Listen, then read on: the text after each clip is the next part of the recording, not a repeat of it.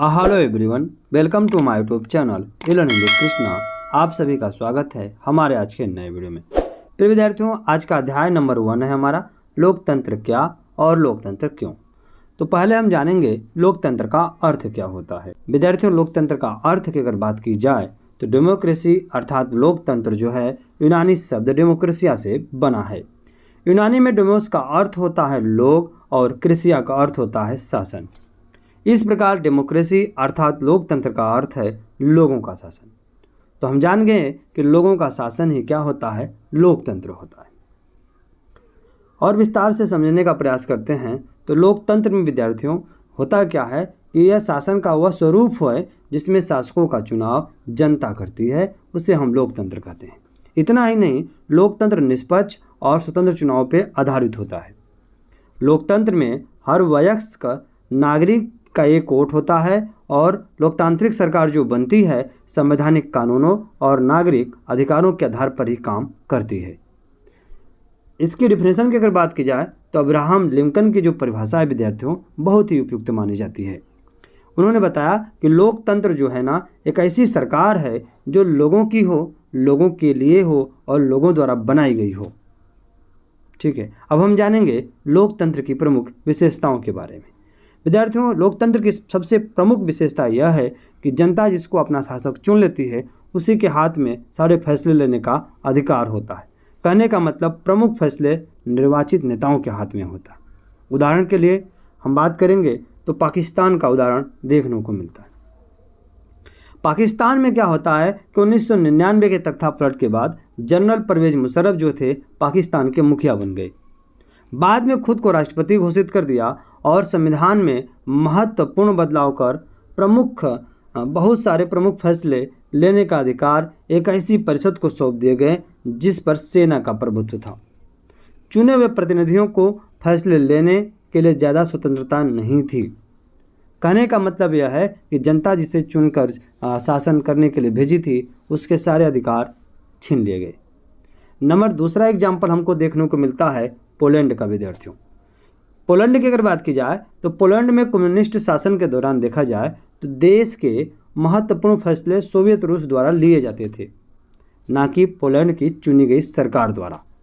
तो एग्जाम्पल से हम समझ गए कि लोकतंत्र जो होता है, लोकतंत्र में प्रमुख फैसले लेने की शक्ति लोगों द्वारा चुने गए प्रतिनिधियों के पास होनी चाहिए, न कि कोई दूसरे के पास होना चाहिए, है ना।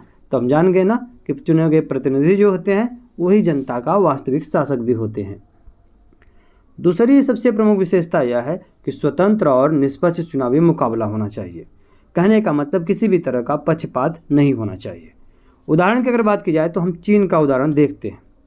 चीन की संसद के लिए देखा जाए विद्यार्थियों तो प्रति 5 वर्ष बाद नियमित रूप से चुनाव होते हैं जिसे राष्ट्रीय जनसंसद कहते हैं। चीन की संसद को राष्ट्रीय जनसंसद कहा जाता है कि नहीं। चुनाव लड़ने से पहले जितने भी उम्मीदवार होते हैं विद्यार्थियों, उन उम्मीदवारों को चीनी कम्युनिस्ट पार्टी से मंजूरी लेनी पड़ती है। और साथ ही साथ देखा जाए सरकार जो है ना हमेशा कम्युनिस्ट पार्टी की ही बनती है। मैक्सिको का उदाहरण, मैक्सिको में हर 6 साल में राष्ट्रपति का चुनाव होते हैं। वहाँ कभी भी देखा जाए तो तानाशाही या फौजी शासन की स्थापना नहीं हुई थी, परंतु हर बार PRI नामक राजनीतिक संगठन जो था वही चुनाव जीतता था। वहाँ विपक्षी दल थे विद्यार्थियों, परंतु चुनाव पूर्ण रूप से इस पार्टी के नियंत्रण में होता था। कौन? PRI के नियंत्रण में। यहाँ तक की बात की जाए कि विद्यार्थियों को भी कहा जाता था कि वो अपने पेरेंट्स को कहे कि केवल PRI के लिए वोट करे। मीडिया, सरकारी मशीनरी, सरकारी कर्मचारी सभी लोगों को PRI के लिए कार्य करना पड़ता था। इस तरह से देखा जाए तो मैक्सिको में एक ही पार्टी सत्ता का दुरुपयोग कर रही है, अपने चुनाव जीतने के लिए हर हथकंडे अपना रही है। तो इसलिए देखा जाए विद्यार्थियों तो केवल चुनाव करवा देना भर पर्याप्त नहीं होता है, बल्कि चुनाव स्वतंत्र और निष्पक्ष भी होना चाहिए। ठीक है, अब यहाँ पर तीसरी सबसे बड़ी विशेषताएं हैं, एक व्यक्ति एक वोट का मोल होना चाहिए। होता क्या है कि कहीं कहीं देशों में देखने को मिलता है विद्यार्थियों कि किसी की वोट की कीमत ज़्यादा है तो किसी की वोट की कीमत कम है। हालांकि विश्व के ज़्यादातर लोकतांत्रिक देशों ने सार्वभौमिक वयस्क मताधिकार के सिद्धांत को स्वीकार कर लिया, परंतु आज भी देखा जाए तो विश्व के अनेक देशों में सभी लोगों का समान मतदान का अधिकार नहीं है, कहीं न कहीं भेदभाव है। अगर हम उदाहरण की बात की जाए विद्यार्थियों, तो उदाहरण देखने को मिलता है हमको सऊदी अरब का। कुछ समय पहले तक देखा जाए तो सऊदी अरब में महिलाओं को वोट देने का अधिकार नहीं था। दूसरी अगर बात की जाए तो एस्टोनिया में रूसी लोगों को मतदान का अधिकार हासिल करने में मुश्किल होती है। तीसरी बात, फिजी में वहाँ के मूल निवासी और भारतीय लोगों के वोटों के मूल्य में अंतर इस बात को इंगित करता है कि कई लोकतांत्रिक देशों में अभी भी नागरिकों को समान मताधिकार प्राप्त नहीं है। तो विद्यार्थियों, लोकतंत्र की जो यह अगली विशेषता है उसमें हर वयस्क नागरिक का एक वोट होना चाहिए, कीमत एक समान होना चाहिए, हर वोट का एक मूल्य होना चाहिए। ठीक है। नंबर चौथा हम बात करेंगे कानून का राज और अधिकारों का आदर होना चाहिए। उदाहरण की अगर बात की जाए विद्यार्थियों, तो सन 1980 में आज़ादी प्राप्त होने के बाद से ज़्यादातर समय रॉबर्ट मुगाबे का शासन रहा। कहाँ पर? जिम्बाब्वे में। वह एक लोकप्रिय नेता रहे, परंतु चुनाव जीतने के लिए हर प्रकार से मीडिया, न्यायपालिका और हर उस संस्था को दबाया जिसने उनकी सरकार का विरोध किया। इस प्रक्रिया में कई बार लोगों के बुनियादी अधिकारों का भी अतिक्रमण हुआ था। अतः जरूरी है विद्यार्थियों कि सरकार नागरिकों के कुछ बुनियादी अधिकारों का आदर करे, उन्हें सोचने की, अपनी राय बनाने की, सार्वजनिक रूप से अपने विचार व्यक्त